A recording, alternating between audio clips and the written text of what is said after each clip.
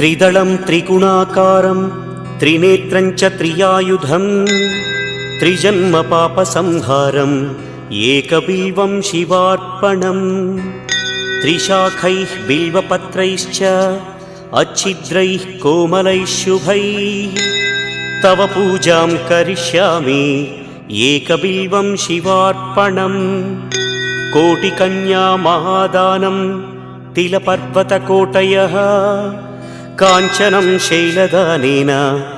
एकबिल्वं शिवार्पणम् काशीक्षेत्रनिवासं च कालभैरवदर्शनं प्रयागे माधवं दृष्ट्वा एकबिल्वं शिवार्पणम् इन्दुवारे व्रतं स्थित्वा निराहारो महेश्वर नक्तं हौष्यामि देवेश एकबिल्वं